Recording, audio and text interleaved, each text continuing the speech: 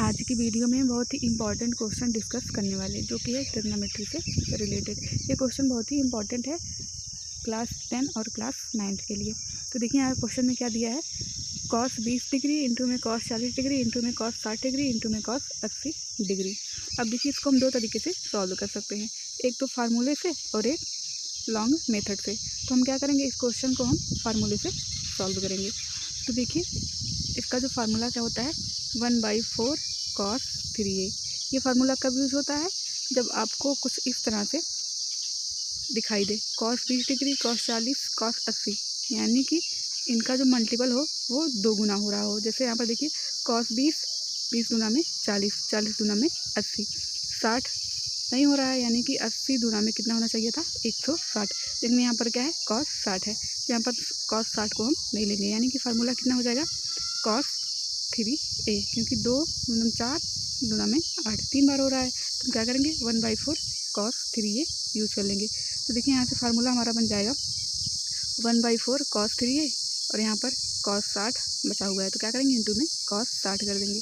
अब देखिए हमारा जो यहाँ पर a होता है वो हमारा क्या होता है, सबसे छोटी वैल्यू, वो हमारा क्या होता है, इस फार्मूले में जो a है वो हमारा हो जाता है। तो देखिए यहाँ पर हम क्या करेंगे, a की जगह पर हम 20 पुट कर देंगे, तो यहाँ पर देखिए हो जाएगा 1/4 cos 3 इंटू में a कितना है 20 डिग्री, तो यहाँ पर 20 इंटू में यहाँ पर cos 60 पहले से क्वेश्चन में दिया था, तो यहाँ पर cos 60 डिग्री हो जाएगा।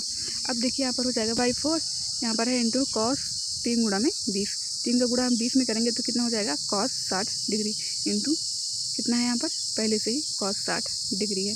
अब देखिए यहाँ पर हो जाएगा 1/4 इंटू में cos 60 की वैल्यू कितनी होती है 1/2, यहाँ भी cos 60 की वैल्यू कितनी हो जाएगी 1/2। अब देखिए बहुत ही तरीके से अपने फार्मूले से इसको सॉल्व कर लिया।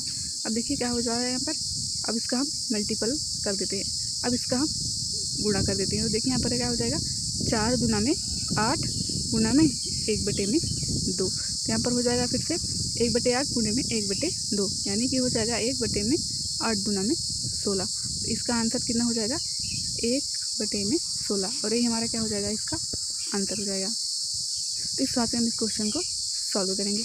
हमें क्या करना है, फार्मूला याद कर लेना है, क्या होता है 1/cos 3a।